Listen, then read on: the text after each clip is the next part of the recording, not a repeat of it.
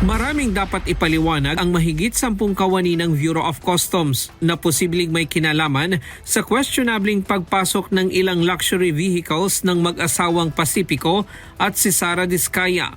Hindi pa pinangalanan ng BOC ang mga ito, ngunit sila ay nasa posisyon bilang examiner, appraiser hanggang deputy collector.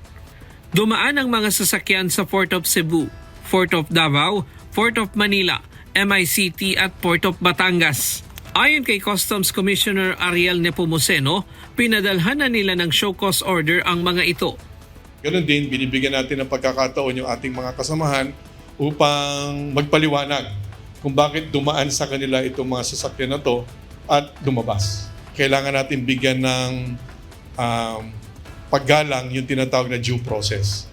Kahapon, hinatak na papunta sa BOC compound sa Maynila ang 13 luxury cars ng mga Diskaya na may questionabling mga papeles, kabilang na ang isang Rolls Royce na mahigit 40 milyong piso ang halaga. Ito ay may mga problema sa dokumento. Yung 7 yung walang import entry, at the same time wala siyang certificate of payment. At yung 6, merong import entry, subalit walang certificate of payment. Kung meron man, kumbaga nagdududa kami at maaaring wala pa rin yung tamang certificate of payment. Magkakaroon ng mga pagdinig simula October 9 upang bigyan ng huling pagkakataon ang mag-asawang kontraktor na patunayang legal ang pagpasok ng kanilang mga sasakyan.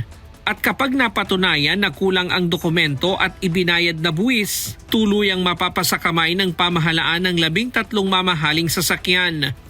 Unang-una, yan ay i-auction o isusubasta.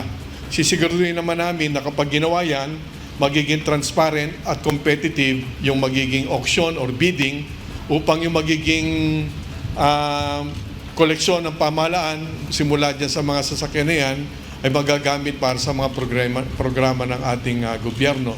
Samantala, ibabalik na sa mga Diskaya ang 17 luxury cars na dumaan sa mga lehitimong dealer.